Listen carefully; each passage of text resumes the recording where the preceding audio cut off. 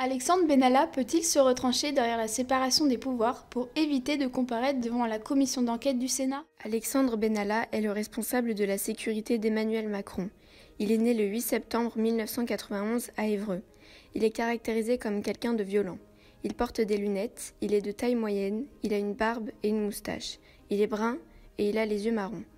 Il a toujours eu un goût pour la sécurité et a pratiqué du rugby.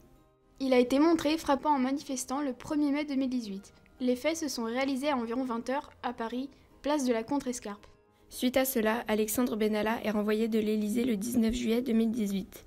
Alexandre Benalla est désormais sous le coup d'une enquête préliminaire pour violence par personne chargée d'une mission de service public, usurpation de fonction et usurpation de signes réservés à l'autorité publique. Il refuse d'être auditionné par le Sénat et se retranche derrière la séparation des pouvoirs pour éviter de comparaître. Cependant, ce refus n'est pas catégorique. Il accepte de répondre aux questions de la commission sénatoriale sitôt l'instruction close, explique Lénard, l'avocat d'Alexandre Benalla. En cas de refus de comparaître, Alexandre Benalla risque 2 ans de prison et 7 500 € d'amende. Toute personne dont une commission a jugé l'audition utile est tenue de déférer à la convocation qui lui est délivrée, si besoin est, par un huissier ou un agent de la force publique, à la requête du président de la commission, précise le Sénat sur son site. La séparation des pouvoirs est un principe politique selon lequel les fonctions des institutions publiques sont divisées entre le pouvoir législatif, qui fait les lois, l'exécutif, qui les met en œuvre, et le pouvoir judiciaire, qui les interprète et les fait respecter. Alexandre Benalla est finalement auditionné le mercredi 19 septembre par le Sénat.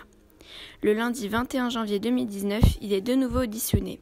Lors de sa seconde audition, Alexandre Benalla a reconnu un certain nombre d'erreurs, mais il a solennellement affirmé qu'il n'avait pas menti lors de sa première audition au Sénat.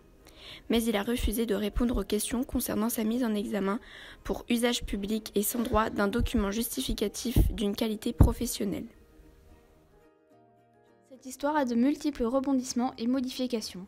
La saga a commencé il y a près d'1 an, malgré plusieurs enquêtes judiciaires et parlementaires, révélant une histoire de plus en plus complexe, qui repart aujourd'hui de plus belle. Le lundi 8 avril 2019, le procureur de la République a en effet annoncé l'ouverture de 2 enquêtes préliminaires.